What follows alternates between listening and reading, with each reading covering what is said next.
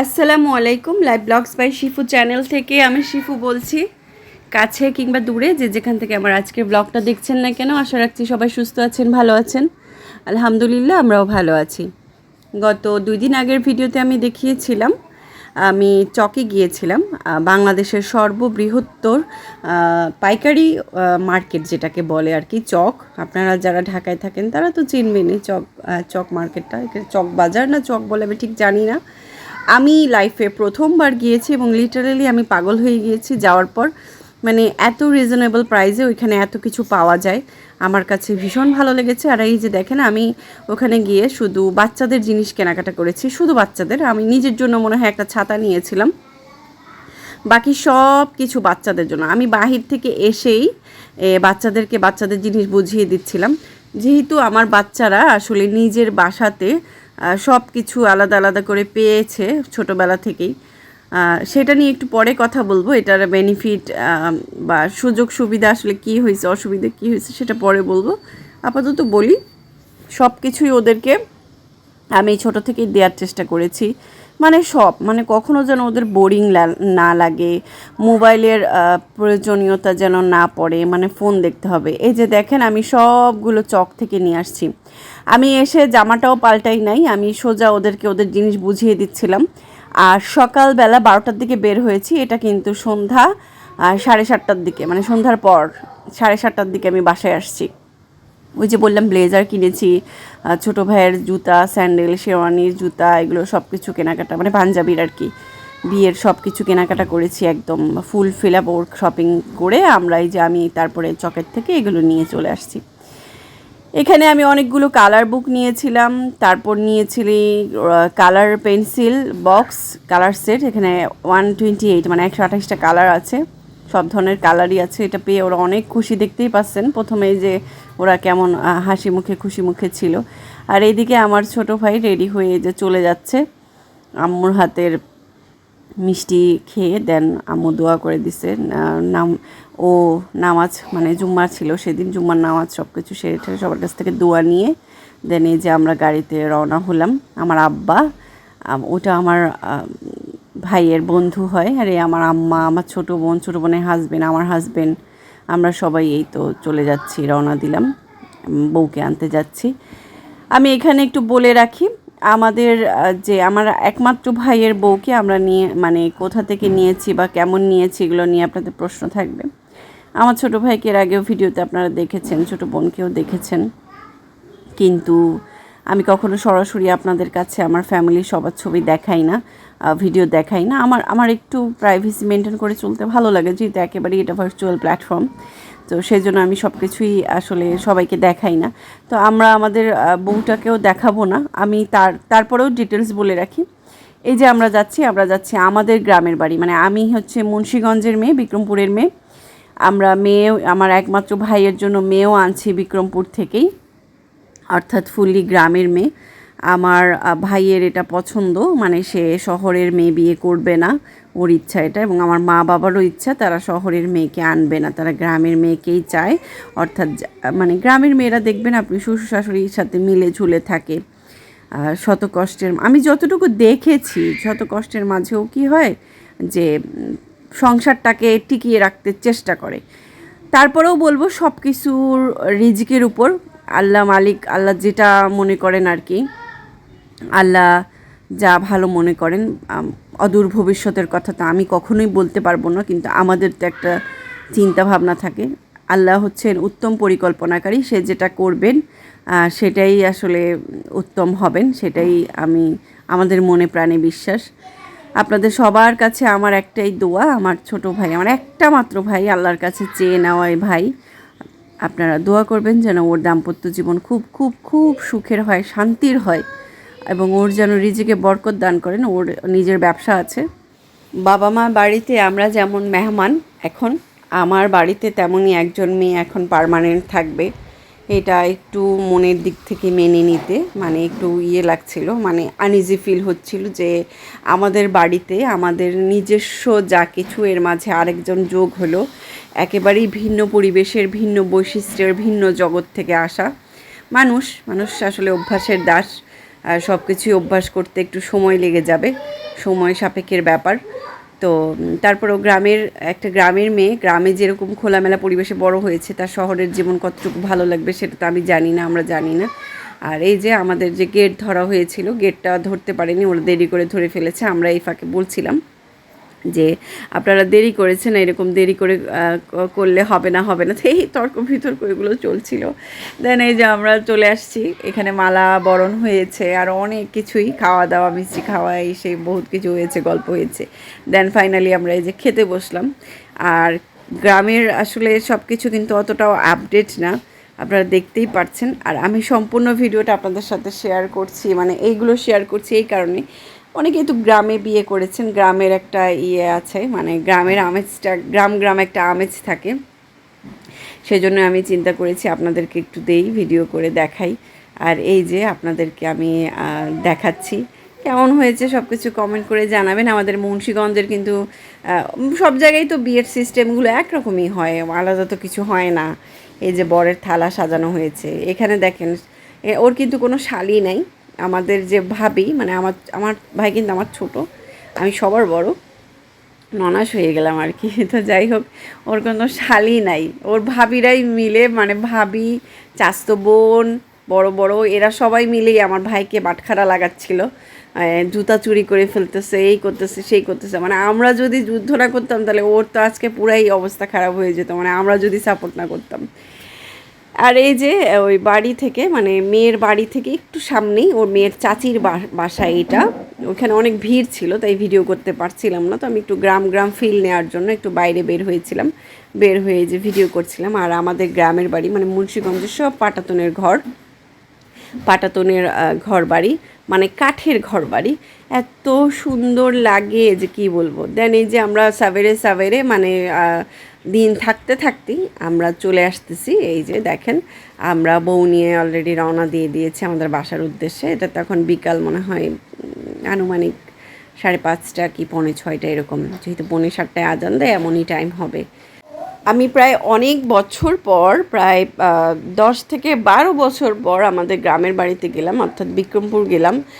আমি এর মধ্যে আর যাই নাই। আর গ্রামে আমাদের একটাই ফুপু থাকে, আর কেউ থাকে না তেমন, সেজন্য যাওয়াও পড়ে না। আর যেই ফুপু থাকে ওই ফুপুর সাথে আমাদের যোগাযোগটা একটু কম, তেমন একটা যাওয়া হয় না। ছোটোবেলায় খুব যাওয়া হতো, খুবও না, খুব মানে বছরে একবার এরকম হয়তো, 2 বছর একবার এরকম যাওয়া হতো। তো এখন তো টোটালি যাওয়া হয় না। তো এই যে আমার হাজব্যান্ড সামনে বসেছিল, ও একটু ভিডিও করছিল, মানে মুন্সিগঞ্জের রাস্তাঘাটের সব ভিডিও করছিল। মানে এত সুন্দর হয়ে গেছে, আমি মানে অনেক অবাক হয়ে গেলাম যে আমাদের বিক্রমপুরের রাস্তা এত সুন্দর, এত ভালো লাগতেছিল। মানে চারপাশে সবুজ গাছপালা ছিল, মানে খুবই ভালো লাগছিল হাইওয়ে রোডটাতে। আর যেহেতু পদ্মা সেতু হয়ে গেছে, এখন পর্যন্ত আমার পদ্মা সেতুটা আর দেখা হলো না, মানে পদ্মা সেতুতে উঠা আর হলো না। তবে এইবার আমরা মাওয়া ঘাটেও গিয়েছিলাম, ভালোই মজা করেছি। মানে যেহেতু গাড়িই নিয়ে গিয়েছি, আমরা মনে করেন যে মোটামুটি একটা ভালোই ট্যুর দিয়েছি, বউকে নিয়েই গিয়েছিলাম। তবে সেটা বিয়ের দিন না, সেটা অন্য দিন, সে ভিডিওতে আসছি আমি। তো রাস্তাঘাট দেখেন কত সুন্দর, কত পরিষ্কার, কত পরিচ্ছন্ন, কি সুন্দর লাগতেছে দেখতে। আমার কিন্তু ভীষণ ভালো লাগছিল। আর বিয়ের পরের দিনই আমাদের বৌভাত পড়েছিল, তো বৌভাতের সব কিছু আমি আপনাদেরকে দেখাতে পারছি না, কারণ সেদিন মেয়ের পক্ষ আমাদের এখানে এসেছিল। বৌভাতটা যেহেতু আমাদের তরফ থেকে ছিল, তো ওদেরকে আপ্যায়ন করতে হয়েছে, তাই আমি মোবাইলটা সেরকম বের করতে পারিনি। কোনো রকম ছবি তুলেছিলাম, কিন্তু ভিডিও করতে পারিনি। আমি আমি মোবাইলটা বের করতে পারিনি, আমি ওদেরকে আপ্যায়ন করাতে ব্যস্ত ছিলাম। আমার নিজেরও ফ্যামিলির সবাই এসেছিলো যারা শহরে থাকে। ওই যে বলেছি, গ্রামে তো তেমন কেউ থাকেই না, যারা শহরে থাকে তারাই এসেছিল। মানে তাদের সাথেও দেখা করেছি। দেখা গেছে আসলে বিয়ে শাদি এগুলোতে ব্যাপারটা কি জানেন, মানে যাদের বাসায় যাওয়া হয় না, দেখা হয় না, বছরকে বছর হয়ে যায়, আমরা সময়ের অভাবে, সংসারের অনেক ঝামেলার কারণে যাদের কাছে দেখতে পারি না, যেতে পারি না, এখন ওই বিয়ে শাদিতেই দেখা যায় একসাথে সবার সাথে, এক বৈঠকে সবার সাথে দেখা হয়ে যায়। তো ব্যাপারটা ওরকমই হয়েছিল। কাকাদেরকে দেখলাম, ছোট কাকাকে দেখলাম অনেক বছর পর, মেজু কাকাকে তো প্রায়ই দেখেছি, বোনের বিয়েতেও দেখেছি, বোনের বিয়েতে যেহেতু ফেব্রুয়ারিতে হলো, কিন্তু তখন ছোটো কাকা আসেনি, ছোটো কাকাকে এবার দেখলাম, এরকম আর কি। বড় ফুপুকেও দেখলাম, বড় ফুপুকেও অনেক বছর দেখিনি। মানে ওই যে বললাম, ঝামেলার জন্য কোথাও যাওয়া হয় না, করা হয় না। দেন এই যে ওই বউ ভাতের পরে তার একদিন পর রেস্ট নিয়ে আমরা আবার চলে যাচ্ছি মানে বউকে আনতে, মানে আমার ভাই সহ বউকে নিয়ে আসতে, ওরা যেহেতু ফেরানিতে গেছে, তো ফেরানি থেকে ওদেরকে আনতে যাচ্ছিলাম। এটা মনে হয় চট্টগ্রামের ভাষায় নাইওর বলে, হ্যাঁ নাইওর থেকে আমরা মেয়েকে আর ছেলেকে আনতে যাচ্ছিলাম। আমাদের এখানে বলে ফেরানি, মানে আমরা বিক্রমপুরের ভাষায় বলি ফেরানি, তো ফেরানিতে যাচ্ছিলাম। আর এই যে দেখেন নদী দেখা যাচ্ছে, এটা মেবি বুড়িগঙ্গা নদী না কী নদী আমি জানি না, ভুলে গেছি আসলে ভাই, ভুলে গেছি, এত কিছু মনে থাকে না। ওই টাইমে আসলে মেবি বুড়িগঙ্গাই হবে এটা, আমরা মনে হয় বাবুবাজার ব্রিজের উপর দিয়ে যাচ্ছিলাম, এটা আমার খেয়াল নাই। তো যাই হোক, এই যে যাচ্ছি আর ভিডিও করছিলাম, ভীষণ ভালো লাগছিল। সেদিন আবার কি হয়েছিল, বৃষ্টি পড়েছিল, প্রচণ্ড বৃষ্টি ছিল, প্রচণ্ড। তাই আমি ভাগ্যিস যে চট্টগ্রাম থেকেই বাচ্চাদের রেইনকোট নিয়ে গিয়েছিলাম। আর মানে ভাগ্য কত ভালো, আমার ভাইয়ের যেদিন বিয়ে ছিল এবং বৌভাত ছিল, এই 2 দিনই কোনো রকম বৃষ্টিই পড়েনি। মানে এই 2 দিন আল্লাহ রহমত করছে, প্রচণ্ড রোদ ছিল, গরম পড়েছিল কিন্তু বৃষ্টি ছিল না। আসলে বৃষ্টি পড়লে তো মানুষজন আসতোও না, তেমন কেউ আসতো না, গ্রামে প্যাক কাদা হতো। তো এই যে ফেরানিতে যে যাচ্ছিলাম, ও আল্লাহ, আমার ছেলে আচার খেয়েছে, আমার ছোটো বোন আচার খেয়েছে, ওরা মানে এত পিচ্ছিল গ্রামের উঠানগুলো। আমার ছেলের আমি কোনো ড্রেসও নিইনি। তো এই দিন আর আমার হাজব্যান্ড যেতে পারেনি, ওর অফিস থেকে এতদিন ছুটি ছিল না, ও চলে আসছে, ওই যে একদিন গ্যাপ গেল যে সেদিন চলে আসছে।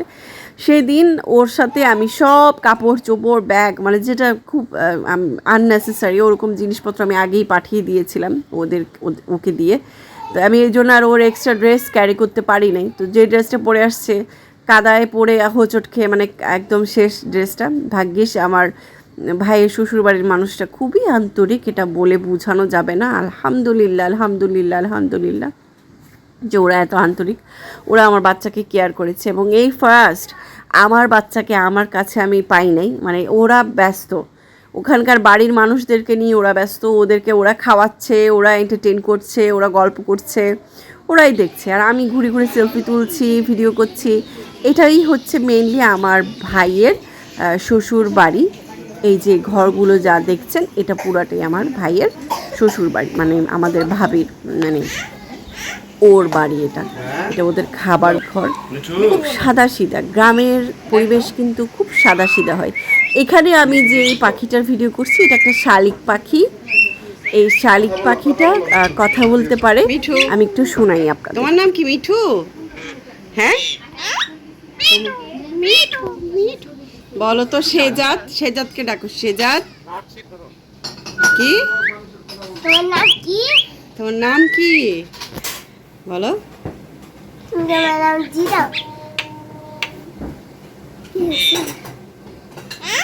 শালিক পাখি কথা বলতেছে, দেখছো?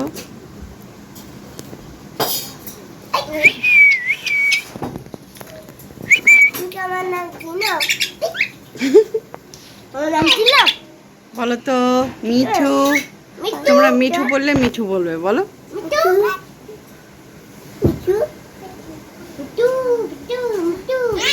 ওকে তো ছাড়া হয় না, না?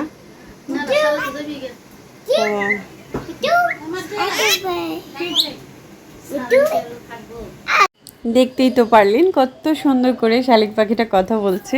আমার জীবনে এই প্রথম আমি দেখলাম কোনো শালিক পাখি সুন্দর করে ময়নার মতো করে কথা বলছে। আমি কিন্তু প্রথমে কনফিউজ ছিলাম, এটা কি ময়না নাকি শালিক।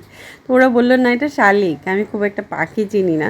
তো এই যে আমরা বউকে নিয়ে যেদিন ফেরানিতে গেলাম, সেদিনই আমরা আবার মাওয়া ঘাট থেকেও ঘুরে আসছি। আর মাওয়া ঘাটের এইখান থেকে দেখেন শিমলা ঘাট বলে এটাকে, এই শিমলা ঘাট থেকে আমরা এই যে ব্রিজটা দেখা যায়, এবং আমি অবাক, এত বড় পদ্মা নদীর ব্রিজটা, এত বড়, মানে আমি অনেক অবাক হয়ে দেখলাম যে আমি আসলে এমনি শুনেছি, ভিডিওতে দেখেছি যে অনেক বড়, কিন্তু কখনো দেখা হয়নি সামনাসামনি, এবারও চড়াও হয়নি, তাই আমি একটু দেখলাম আর এই যে ভিডিও করছিলাম। এখানে দেখেন পদ্মা নদীটাকে মানে কতটা লাগছে, মানে অশান্ত লাগছে, আমি সেটাই ভিডিও করছিলাম। আর এখানে অনেক কিছু খাওয়া দাওয়া পাওয়া যায়, ভাজা পোড়া অনেক কিছু পাওয়া যায়। তারপরে হচ্ছে মেলার মতো করে, ইটস লাইক মানে পুরো কক্সবাজারে যেরকম আপনি একটা ভিউ পাবেন, পরিবেশ পাবেন, ওরকম সমুদ্র তো সমুদ্র, নদী তো নদী, আমি সেটার কথা বলছি না। আমি বলছি যে যেমন আমরা সমুদ্র পাড়ে মার্কেট পাই, অনেক কিছু আচার বিক্রি করে, ব্রেসলেট বিক্রি করে, এই সব কিছু এখানে ছিল। মানে আমি অবাক হয়ে গেলাম যে কক্সবাজারের মতো করে ওরা সাজিয়েছে এই ঘাটটাকে, এবং খুব ভালো লাগছে। কারো মন খারাপ হলে সে আসবে, দেখবে, ঘুরবে। এবং আমি যেটা এখানে গিয়ে শুনলাম, মানে আমার ভাবির বাবার কাছ থেকে, আঙ্কেলের কাছ থেকে, আঙ্কেল বললো যে এখন তো কিছুই ভিড় না এখানে, বলে রাত 1টা-1:30টার দিকে ভোর পর্যন্ত টানা ভিড় থাকে, এবং এমন ভিড় থাকে যে চায়ের দোকানগুলোতে আপনার 1 ঘন্টা করে সিরিয়ালে দাঁড়িয়ে থাকতে হয়। মানে আমি পুরো অবাক হয়ে গেলাম যে কী বলতেছে এটা, এই অবস্থা এখানকার। আর এই যে এখানে অনেক দোকানপাট আছে, অনেক কিছু পাওয়া যায়, ভালো লাগছিল। আমার নিজের গ্রামটাও যে এত সুন্দর, নিজের গ্রামেও যে এত সুন্দর সুন্দর সব কিছু আছে, খুব আপডেট। আমাদের যুগটা আসলে খুব আপডেট হয়ে গেছে, আগের গ্রাম কিন্তু গ্রাম নাই। মানে এই যে দেখেন দোকানপাটগুলো কিন্তু আগের মতো নাই।